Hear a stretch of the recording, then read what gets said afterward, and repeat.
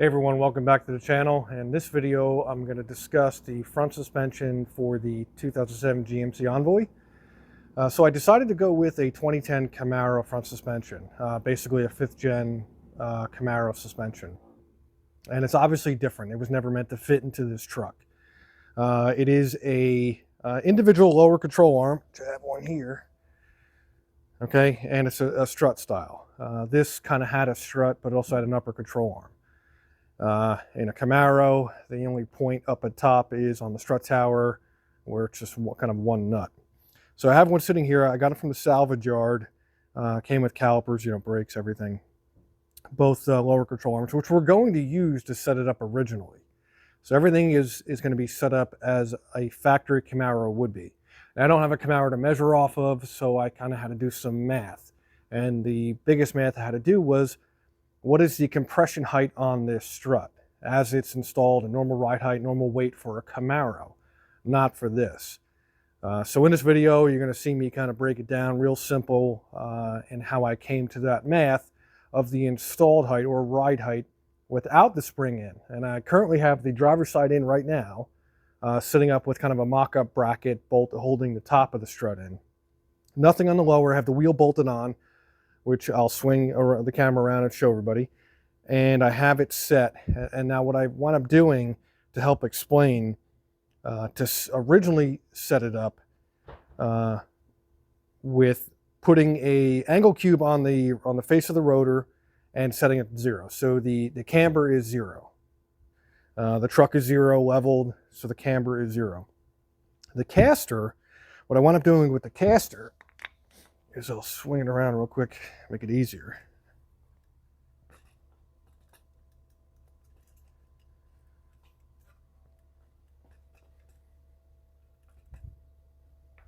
So I have this strut here. It's not perfect, camber wise, it's a little negative.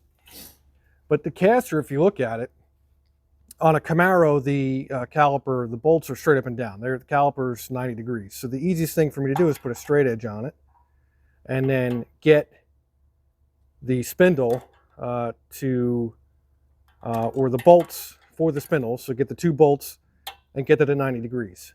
So that gives me the correct angle for my caster. So it's swept back on a Camaro.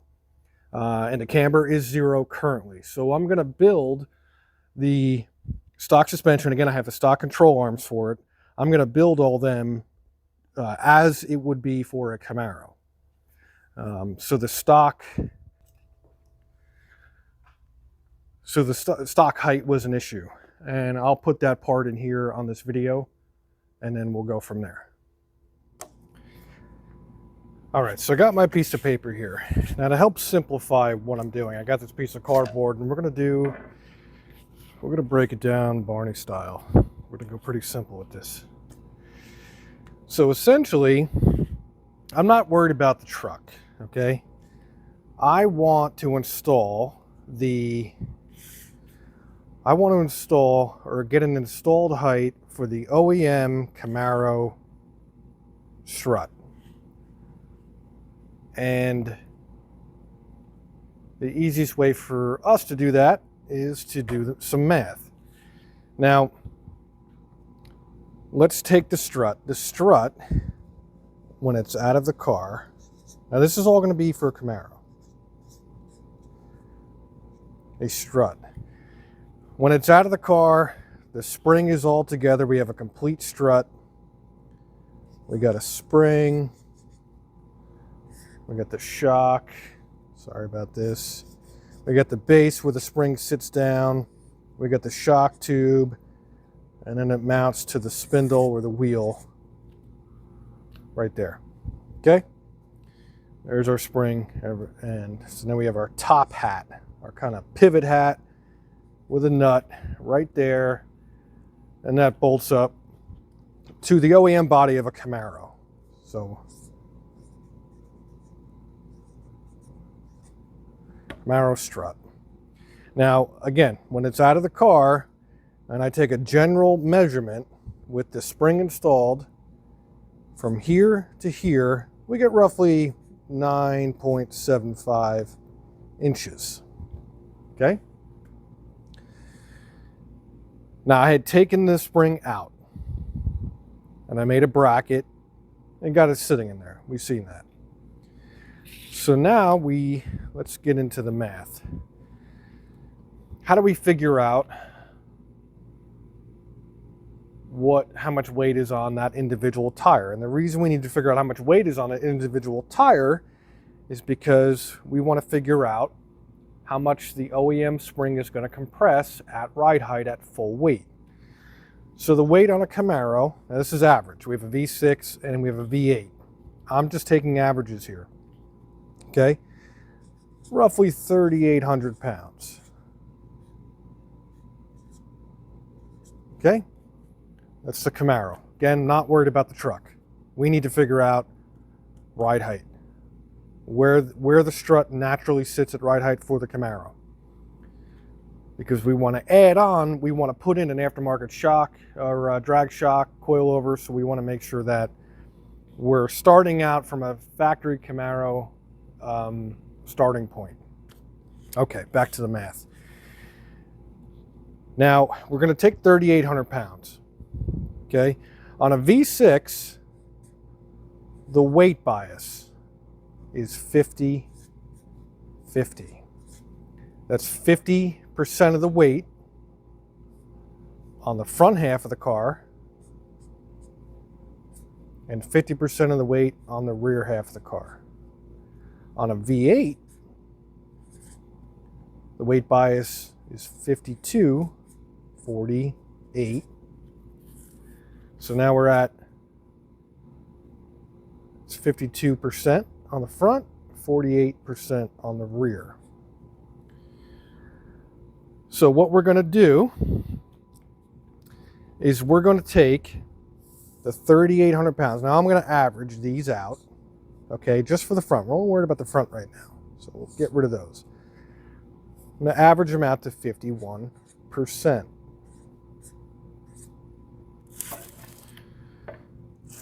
So if we take 3,800 and we times it by 0.51, okay, we get approximately 1,938 pounds on the nose.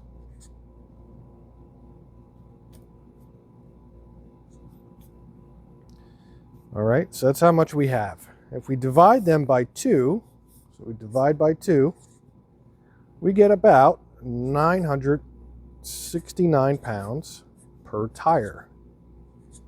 And I say about. Per wheel. Okay? So now let's talk spring rate. Spring rate is a spring that is rated to a certain pounds per inch of compression. So every time you compress this spring 1 inch is a certain amount of pounds of pressure to compress it 1 inch. So what the internet says is that, and this is average because a V6 and a V8 are going to be different, but I'm averaging in between the two. We have a 230 pound spring rate. So what that means is every inch we compress that spring is 230 pounds. Now, if we take 969 pounds, so that's where we're at. We're at 960 pounds of pressure on that wheel. If we divide that by 230, so 969 divide by 230, so we have our 969 pounds on that front wheel and a 230 pound spring rate. It's going to compress 4.21. That's the value we're going to get. So we're actually going to convert that to inches. So we're at 4.21 inches of compression on that spring. Okay, why is this important? Well, if the strut is sitting completely, no weight on it, it's out of the car, it's completely stretched out from the spring pressure, we're at 9.75 inches. Well, we know that if we put 969 pounds on that strut, it's going to compress it 4.21 inches. So we're going to take our 9.75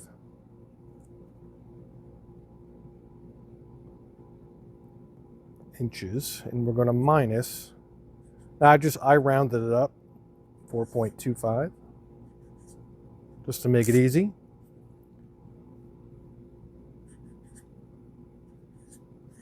And we get 5.5 inches. That 5.5 inches is now our installed height. So from where I originally measured on the strut to the top part of the strut hat is now 5.5 inches. So when you look at how the wheel is sitting now, how the suspension is resting in the vehicle now, the strut is sitting from where I measured 5.5 inches instead of 9.75, completely with no weight on it. Now I took the spring out and I was able to compress that down and get 5.5 inches. So theoretically on paper, 5.5 inches of where the shock is sitting in the tube is my ride height. So from that point, I know, give or take, I would say I want to say I'm comfortably within a half inch of the stock Camaro measurements, where it would be in a stock Camaro. To no more than an inch. So I'm comfortable there. So setting it up, I set it up to 5.5 inches from where I measured, and I made a bracket to hold the top of the strut nut down to the body to a point where I know it's not going to move. There's no weight on it, it's on jack stands, and the wheel is chalked up. So now I can start building some brackets and tube components to then permanently fixture that strut down. So this is Barney style, but it's the easiest thing I can estimate. And the easiest way to tell me where I know the strut is gonna land, or where it should be for stock ride height. So then I can, again, make the brackets to bolt it down. That's it. Hope that was simple enough for you guys to understand. All right, so we're back. So I'm going to take you guys over to the truck and show you. And again, I went over this. You saw the part of the video where I explained ride height and why I'm doing it for aftermarket purposes. So we have it in here. I'll grab the camera and I'll bring you guys over.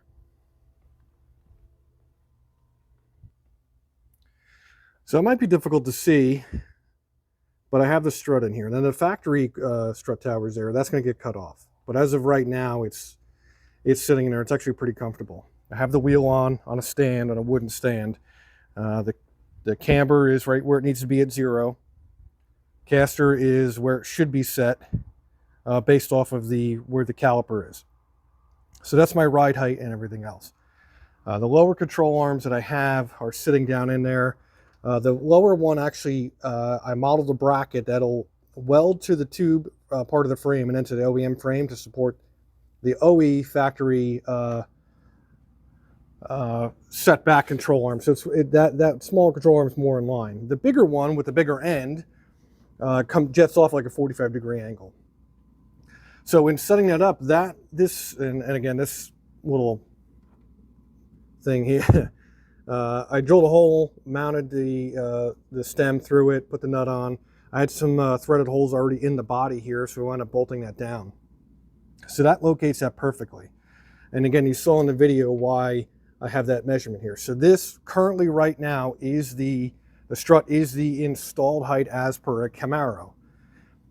And again, everything else is going to be off that based on the bolts here.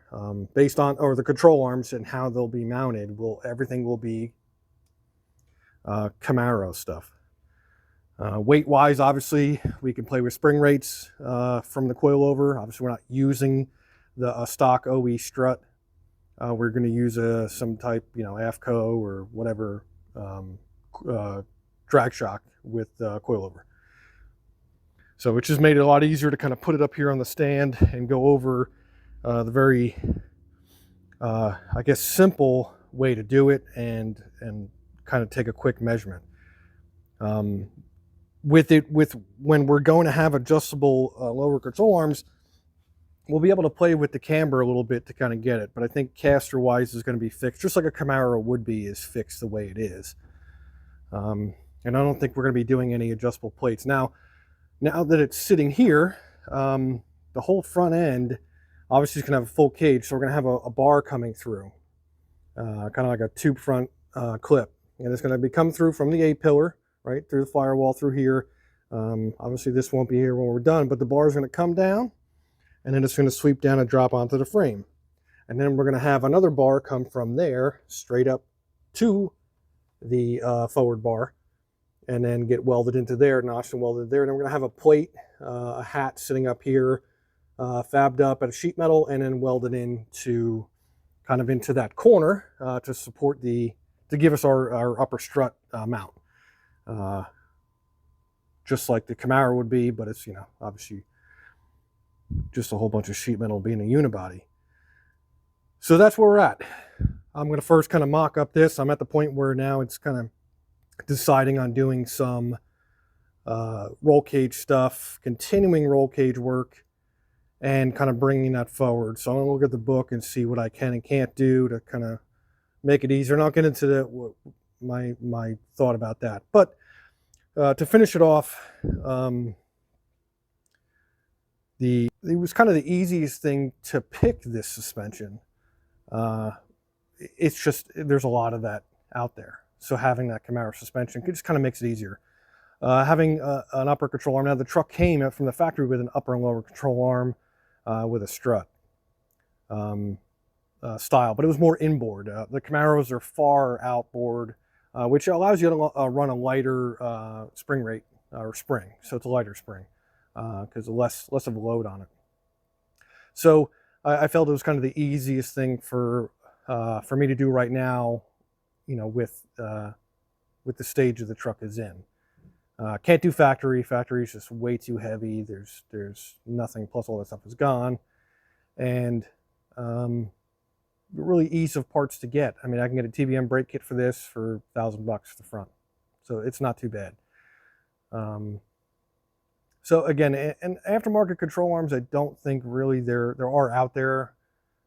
I guess it's just kind of the design that GM did on it. It's I don't know. I haven't Googled that much, but I haven't really seen too many that I like that's worth what I want to do. So I think it's just easier for me just to build them. I was even thinking about cutting them out on the CNC and kind of making billet control arms that are adjustable. So that's an option as well.